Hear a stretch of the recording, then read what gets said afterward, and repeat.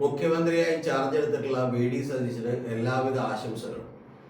അദ്ദേഹത്തെക്കുറിച്ചുള്ള പ്രകീർത്തനങ്ങളും അദ്ദേഹത്തെക്കുറിച്ചുള്ള നല്ല വാക്കുകളും ഒക്കെ നിരവധി ആളുകൾ പറഞ്ഞ് നിങ്ങൾ ഇതിനോടകം തന്നെ കേട്ടിട്ടുണ്ടാവും.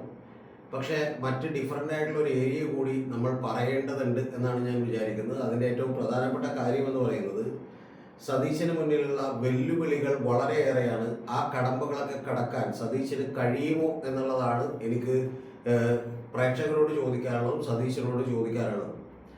ഈ ടോപ്പിക്കിലേക്ക് കടക്കുന്നതിന് മുമ്പ് നമ്മുടെ ചാനലിൽ ഒരു മെമ്പർഷിപ്പ് ആക്ടിവേറ്റ് ചെയ്തിട്ടുണ്ട്. അപ്പോൾ ആ മെമ്പർഷിപ്പ് എടുത്തുകൊണ്ട് നമ്മൾ ഫിനാൻഷ്യലി സപ്പോർട്ട് ചെയ്യാൻ കഴിയുന്നവർക്ക് സപ്പോർട്ട് ചെയ്യാവുന്നതാണ്. ലെവൽ 1 179 ലെവൽ 2 359 ലെവൽ 3 എന്ന് പറയുന്നത് 799 രൂപയാണ്. പിന്നെ മുകളിലേക്കൊക്കെ എമൗണ്ടുകളുണ്ട്. അപ്പോൾ ഇതിലേതെങ്കിലും എടുത്തുകൊണ്ട് നിങ്ങൾക്ക് നമ്മളെ സപ്പോർട്ട് ചെയ്യണമെന്ന് ആഗ്രഹം തോന്നുകയാണെങ്കിൽ നമ്മളെ സപ്പോർട്ട് ചെയ്യാം. അതല്ല ഒറ്റത്തവണത്തേക്ക് സപ്പോർട്ട് ചെയ്യണമെന്നുള്ള ആളുകൾക്ക് വേണ്ടിയിട്ട് ഗൂഗിൾ പേ നമ്പറും അക്കൗണ്ട് നമ്പറും ഒക്കെ തന്നെ താഴെ കൊടുത്തിട്ടുണ്ട്. ഏറ്റവും പ്രധാനപ്പെട്ട കാര്യം, ഈ മെമ്പർഷിപ്പ് എടുത്തത് കൊണ്ടിട്ട് നിങ്ങൾക്ക് എന്തെങ്കിലും പ്രത്യേകമായിട്ടുള്ള ബെനിഫിറ്റുകൾ ഉണ്ടാവില്ല. ഏതാനും ചില വീഡിയോകൾ നേരത്തെ കാണാമെന്ന് മാത്രമേ ഉള്ളൂ എന്നുള്ളത് ആദ്യമേ തന്നെ പറഞ്ഞു വെക്കട്ടെ. പക്ഷേ സ്റ്റിൽ നമ്മുടെ ഒരു ചാനൽ നിലനിൽക്കണമെന്നും നമ്മളെ സപ്പോർട്ട് ചെയ്യണമെന്നൊക്കെ തോന്നുന്നവർക്ക് വേണ്ടിയിട്ടുള്ള ഒരു ഓപ്ഷനായിട്ടാണ് ഞാനത് നിങ്ങളുടെ മുമ്പിലേക്ക് വെച്ചിരിക്കുന്നത്. അപ്പോൾ ഇതിൽ ഈ പറയുന്ന വി.ഡി. സതീശന്റെ മുമ്പിലുള്ള നിരവധി ചലഞ്ചുകളുണ്ട്. ആ ചലഞ്ചുകളിൽ ഏറ്റവും പ്രധാനപ്പെട്ടത് എന്ന് പറയുന്നത്, വി.ഡി. സതീശൻ വലിയ പ്രതീക്ഷയോടെയാണ് അധികാരത്തിലേക്ക് വന്നിരിക്കുന്നത്. ഇന്ന് അദ്ദേഹത്തിന്റെ ഏറ്റവും ആദ്യത്തെ ഉത്തരവിൽ തന്നെ അദ്ദേഹം താങ്കളുടെ കോൺവോയ് അടിസ്ഥാനത്തിൽ പോകുന്ന സുരക്ഷാ വണ്ടികളൊക്കെ തന്നെ ഒഴിവാക്കാൻ പറഞ്ഞിട്ടുണ്ട്. അതായത് ഒരു എസ്കോർട്ടും ഒരു പൈലറ്റും മാത്രം മതി ഒരു മുഖ്യമന്ത്രിക്ക്. കൂടാതെ അദ്ദേഹത്തിന്റെ വാഹന വ്യൂഹത്തിന് പോകുന്നതിന് വേണ്ടി മറ്റു വണ്ടികളൊന്നും വഴിയിൽ തടയരുത് എന്നുള്ളതൊക്കെ തന്നെ പറഞ്ഞിട്ടുണ്ട്.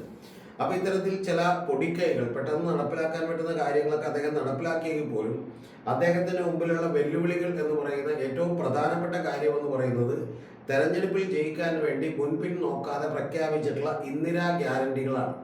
ആ ഇന്ദിരാ ഗ്യാരണ്ടികളുടെ കാര്യത്തിൽ യഥാർത്ഥത്തിൽ ഇന്ന് മഹിളാ മോർച്ചയൊക്കെ തന്നെ ഇന്ന് തന്നെ സമരം തുടങ്ങിയിരിക്കുന്നു. അങ്ങനെ സമരം തുടങ്ങേണ്ട ആവശ്യമില്ല. അദ്ദേഹം ഒന്നാമത്തെ മുഖ്യമന്ത്രിയായി ചാർജ് എടുത്തിട്ടില്ല. അപ്പോൾ സത്യപ്രതിജ്ഞ കഴിഞ്ഞിട്ടില്ല. അപ്പോൾ അതുവരെയൊക്കെ വെയിറ്റ് ചെയ്യാവുന്നതാണ്. പക്ഷെ മഹിളാ മോർച്ച സഖാക്കൾ അവരൊക്കെ തന്നെ ബസ്സിൽ കയറുകയും ഞങ്ങൾ ടിക്കറ്റ് എടുക്കില്ല എന്നൊക്കെ പറഞ്ഞുകൊണ്ടൊക്കെ തന്നെ ഒരു പ്രക്ഷോഭത്തിന് ഒരുങ്ങുന്നു എന്നുള്ളതാണ്. പക്ഷെ അതൊക്കെ ശരിയായിട്ടുള്ളൊരു കാര്യമല്ല. ഏറ്റവും കുറഞ്ഞത് ഒരു 2-3 മാസമൊക്കെ അദ്ദേഹത്തിന് കൊടുക്കേണ്ടതാണ് എന്നുള്ളതാണ് എൻ്റെ ന്യായമായിട്ടുള്ള അഭിപ്രായം. ഇത് തുടങ്ങാനുള്ള ഏറ്റവും പ്രധാനപ്പെട്ട കാരണം, കഴിഞ്ഞ ദിവസം എ.കെ. ആന്റണി തന്നെ ഈ നമ്മുടെ കേരളമാകെ തകർന്നിരിക്കുകയാണെന്നും ഖജനാവിൽ പണമില്ലെന്നും അതുകൊണ്ട് തുടക്കത്തിൽ തന്നെ ജനപ്രിയ പ്രഖ്യാപനങ്ങളൊക്കെ തന്നെ പ്രതീക്ഷിക്കരുത് എന്നും പറഞ്ഞൊരു ഡയലോഗ് കൊടുക്കുകയും കേരളം പാപ്പരാണ് എന്ന് പറയുകയും ഒക്കെ ചെയ്തു. പക്ഷെ അതൊക്കെ വസ്തുതകൾക്ക് നിരക്കാത്തൊരു കാര്യമാണ് എ.കെ. ആന്റണി പറഞ്ഞത്. കാരണം കേരളം അങ്ങനെ പാപ്പരൊന്നുമല്ല. ഏതാണ്ട് 1.25 ലക്ഷം കോടി രൂപയിലധികം തനത് വരുമാനമൊക്കെ ഉണ്ടാക്കുന്ന ഒരു സ്റ്റേറ്റ് ആണ് ഇത് എന്നുള്ളത് നമ്മൾ മറന്നു പോകരുത്. അപ്പൊ അതുകൊണ്ട് അങ്ങനെ അത്രമാത്രം വലിയ ദുരന്ത അവസ്ഥയിലൊന്നും അല്ല കേരളം ഉള്ളത്. പക്ഷെ പ്രധാനപ്പെട്ട ഒരു കാര്യം, ഇത്തരത്തിലുള്ള ഒരു എക്സ്ക്യൂസുകൾ പറഞ്ഞുകൊണ്ട് ഒഴിവഴിവുകൾ പറഞ്ഞുകൊണ്ട് ഇത് നടപ്പാക്കാതിരിക്കാനുള്ള ശ്രമമാണോ എന്നുള്ളത് നമ്മൾ ആദ്യമേ തന്നെ സംശയിക്കേണ്ടിയിരിക്കുന്നു. അപ്പൊ അതുകൊണ്ട് തന്നെ ഇത്തരത്തിലുള്ള വലിയ പ്രതിസന്ധികളെ അദ്ദേഹം നേരിടാൻ പോകുന്നു എന്നുള്ള ഒരു വാസ്തവമായിട്ടുള്ളൊരു കാര്യമാണ്. ഇനി രണ്ടാമത്തേതാണ് ഏറ്റവും വലിയ പ്രതിസന്ധി എന്ന് പറയുന്നത്. അത് ഒരു നാമമാത്രമായിട്ടുള്ള അധികാരങ്ങളുള്ള ഒരു മുഖ്യമന്ത്രിയായി അദ്ദേഹം മാറുമോ എന്നുള്ളൊരു സംശയം എനിക്കുണ്ട്. അതിന്റെ പ്രധാനപ്പെട്ട കാര്യം, ഇന്ന് രമേശ് ചെന്നിത്തല തന്നെ വലിയ പ്രക്ഷോഭം ഉണ്ടാക്കുകയും അദ്ദേഹം പാർലമെന്ററി പാർട്ടി യോഗത്തിൽ പങ്കെടുക്കാതിരിക്കുകയും ഗുരുവായൂർ അമ്പലത്തിൽ ദർശനത്തിന് പോവുകയും അതെല്ലാം മലയാള മാസം 1-ാം തീയതി അദ്ദേഹം പോകാറുള്ളതാണ് എന്നൊക്കെ പറയുകയൊക്കെ ചെയ്തു. അതൊക്കെ നമുക്കൊക്കെ അറിയാം. അദ്ദേഹം പോകാറുള്ളതാണ്. എറണാകുളത്ത് വെച്ചൊക്കെ ഞാനും കണ്ടിട്ടുണ്ട്. ഒരു മലയാള മാസവും അതുപോലെ വിഷുവിനെന്നൊക്കെ അദ്ദേഹം അമ്പലത്തിൽ പോയിട്ട് തിരിച്ചു വരുമ്പോൾ. പക്ഷെ പ്രധാനപ്പെട്ട ഒരു കാര്യമുള്ളത്, അദ്ദേഹത്തെ മന്ത്രിസഭയിലേക്ക് ക്ഷണിക്കാൻ വേണ്ടിയിട്ട് ഇന്ന് വി.ഡി. സതീശൻ ചെന്നിരുന്നു. വി.ഡി. സതീശൻ ചെല്ലുമ്പോൾ തന്നെ അദ്ദേഹത്തിന് പോകുന്ന വലിയ സന്തോഷമില്ല. പക്ഷെ അതിനേക്കാൾ കോൺഫിഡൻസ് ഞാൻ രമേശ് ചെന്നിത്തലയിൽ കാണുന്നുണ്ട്. രമേശ് ചെന്നിത്തല ഏറ്റവും വലിയ പോർട്ട്ഫോളിയോ ആയിട്ടുള്ള ആഭ്യന്തര വകുപ്പ് തന്നെ തനിക്ക് തന്നാൽ മന്ത്രിസഭയിലേക്ക് വരാമെന്നാണ് പറഞ്ഞേക്കുന്നത്. അപ്പോൾ ഒന്ന് നിങ്ങൾ മനസ്സിലാക്കണം, മുഖ്യമന്ത്രി ഒരു യഥാർത്ഥ മുഖ്യമന്ത്രി ആകണമെങ്കിൽ പലപ്പോഴും ആഭ്യന്തര വകുപ്പ് കയ്യിൽ വെക്കേണ്ടതുണ്ട്. ആ ആഭ്യന്തര വകുപ്പ് കയ്യിൽ വെക്കാതിരുന്നുണ്ടെങ്കിൽ അധികാരത്തിന്റെ പകുതി പോകും എന്നുള്ളത് യാഥാർത്ഥ്യമാണ്. അപ്പൊ ആ പകുതി രമേശ് ചെന്നിത്തലക്ക് കൊടുക്കാൻ ഇനി ഹൈക്കമാൻഡ് പറയുമോ എന്നുള്ളത് അറിയില്ല. കാരണം അതല്ലെങ്കിൽ അദ്ദേഹം ഒരുപക്ഷെ ഹരിപ്പാട് എന്നുള്ള MLA സ്ഥാനം വരെ രാജിവെച്ചേക്കാമെന്നൊക്കെയുള്ള തരത്തിലുള്ള പ്രഷർ ഹൈക്കമാൻഡിൽ ചെലുത്തുന്നു എന്നുള്ളത് വാസ്തവമായിട്ടുള്ളൊരു കാര്യമാണ്. ഇത് ഈ പറയുന്ന ഇപ്പൊ മന്ത്രിമാരെ തീരുമാനിക്കുന്നതിന്റെ ആദ്യഘട്ടമാണ് നിങ്ങൾ വിചാരിച്ചാൽ മതി. ഇനി കൂട്ടയിടി നടക്കാൻ പോകുന്നേ ഉള്ളൂ. അതിന്റെ അടുത്ത പ്രധാനപ്പെട്ട കാര്യം എന്ന് പറയുന്നത്, കെ.സി. വേണുഗോപാൽ കൂടി ഈ അടുത്ത ദിവസങ്ങളിൽ കേരളത്തിലേക്ക് എത്തുന്നു. ആ കേരളത്തിലേക്ക് എത്തിയതിനു ശേഷം യഥാർത്ഥത്തിൽ KC വേണുഗോപാലിൽ പറയുന്ന ആളുകൾക്ക് വലിയ പോർട്ട്ഫോളിയോകൾ, പ്രധാനപ്പെട്ട പോർട്ട്ഫോളിയോകൾ നിരവധി മന്ത്രിമാർ, ഏതാണ്ട് 5-6 മന്ത്രിമാരെ കൊടുക്കാമെന്നുള്ളതടക്കം തീരുമാനിച്ചിട്ടുണ്ട്. അപ്പൊ അങ്ങനെ കൊടുക്കാമെന്നുള്ളതിന്റെ അടിസ്ഥാനത്തിലാണ് അദ്ദേഹത്തെ തൽക്കാലം ഒന്ന് അനുനയിപ്പിച്ച് മാറ്റിയത് എന്നുള്ളതൊരു യാഥാർത്ഥ്യമാണ്. അപ്പൊ അങ്ങനെ കൂടി വരുമ്പോൾ സ്വാഭാവികമായിട്ടും സ്വന്തം മന്ത്രിസഭക്കകത്ത് തന്നെ വലിയ തോതിൽ പ്രഷർ, സമ്മർദ്ദം നേരിടേണ്ടി വരുന്ന ഒരു മുഖ്യമന്ത്രിയായിരിക്കും VD സതീശൻ എന്നുള്ള കാര്യം ഏതാണ്ട് പതുക്കെ ഇപ്പൊ തെളിയുകയാണ്. അതായത് ആഭ്യന്തര വകുപ്പ് കയ്യിലുണ്ടായിരിക്കുമെന്നാണ് വിചാരിച്ച ആഭ്യന്തര വകുപ്പ് നഷ്ടപ്പെടുന്നു എന്ന് പറഞ്ഞാൽ പിന്നെ ധനമന്ത്രി അടക്കമുള്ള ബാക്കിയുള്ള വകുപ്പുകളൊക്കെ തന്നെ മറ്റു പ്രധാനപ്പെട്ട നേതാക്കന്മാരുടെ കയ്യിലായിരിക്കും. ഒരുപക്ഷെ കെ കരുണാകരൻ, വേക്കാനിയൊക്കെ ഉണ്ടായിരുന്ന കാലത്ത് നിങ്ങളൊക്കെ ഓർക്കുന്നുണ്ടാവും, KV തോമസിനെ അപ്പോയിന്റ് ചെയ്തിരുന്നത് കെ കരുണാകരനാണ്. മന്ത്രിസഭാ യോഗത്തിന് മുമ്പ് യഥാർത്ഥത്തിൽ വേറൊരു മന്ത്രിസഭാ യോഗം കെ കരുണാകരന്റെ നേതൃത്വത്തിൽ കൂടിയിട്ടാണ് മന്ത്രിസഭാ യോഗത്തിൽ പോയിക്കൊണ്ടിരുന്നത്.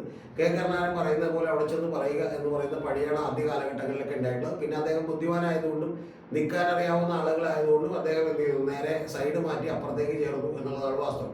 അപ്പൊ ഇത്തരത്തിലുള്ള നിരവധി കാര്യങ്ങൾ ഇനി കേരളം കാണാനിരിക്കുന്നു എന്നുള്ളതാണ്. ഇതിനിടയിൽ നിങ്ങളൊന്ന് ആലോചിച്ച് നോക്കണം, ഇപ്പോൾ ഒരു കാവൽ മന്ത്രിസഭ നമുക്കില്ല. നമുക്കുള്ളത് ഒരു കാവൽ മുഖ്യമന്ത്രി മാത്രമാണ്. അതായത് സാധാരണ ഗവർണർമാർ പറയുന്നത് കാവൽ മന്ത്രിസഭയോട് തുടരാനാണ്, പക്ഷെ ഇത്തവണ പറഞ്ഞത് മുഖ്യമന്ത്രിയോട് മാത്രം തുടരാനാണ്. അപ്പൊ മുഖ്യമന്ത്രിയോട് തുടരുന്നു, അദ്ദേഹം ഇപ്പൊ തിങ്കളാഴ്ച കൊണ്ട് മുഖ്യമന്ത്രി അല്ലാതായി മാറും. അപ്പൊ അങ്ങനെ തുടങ്ങുമ്പോൾ തന്നെ ഏതാണ്ട് 10, 11, 12 ദിവസങ്ങളിലെ വലിയ തോതിലുള്ള ഭരണസ്തംഭനമുണ്ട്. നിരവധി ആളുകൾക്ക് ശമ്പളം കിട്ടാത്തതുണ്ട്. ഇത്തരത്തിലുള്ള നിരവധി പ്രശ്നങ്ങൾ ഇപ്പൊ തന്നെ തുടങ്ങുകയും ഇവരുടെ തമ്മിലുള്ള ചക്കളത്തി പോരാട്ടം ജനങ്ങളെ വലിയ തോതിൽ വെറുപ്പിക്കുകയും ചെയ്ത ഘട്ടത്തിലാണ് ഈ 2 കാര്യങ്ങൾ കൂടി വരുന്നത്. ഒന്ന് നിങ്ങളൊന്ന് ആലോചിച്ച് നോക്കണം.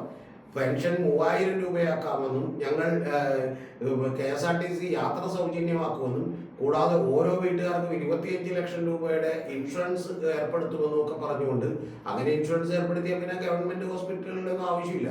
ഇനി അത് ഏർപ്പെടുത്തുമെന്ന് എനിക്കറിയില്ല. കാരണം ബ്ലാക്ക് സ്റ്റോൺ പോലെയുള്ള നിരവധി വലിയ കുത്തക കമ്പനികൾ ഇവിടെയുള്ള നിരവധി പ്രൈവറ്റ് ഹോസ്പിറ്റലുകൾ കഴിച്ചുകൊണ്ട് എല്ലാവർക്കും തന്നെ ഇൻഷുറൻസ് ഗവൺമെന്റ് ചെലവിലൊക്കെ എടുത്തു കൊടുത്തിട്ടുണ്ടെങ്കിൽ അവരെല്ലാവരും പ്രൈവറ്റ് ഹോസ്പിറ്റലിൽ പോയി ചികിത്സിച്ചാൽ പ്രൈവറ്റ് ഹോസ്പിറ്റലുകൾക്ക് കോടിക്കണക്കിന് രൂപയുടെ ലാഭം ഉണ്ടാവും. അപ്പൊ അത്തരത്തിലുള്ള പരിപാടിയൊന്നും നടക്കാൻ പാടില്ലെന്നൊന്നുമില്ല.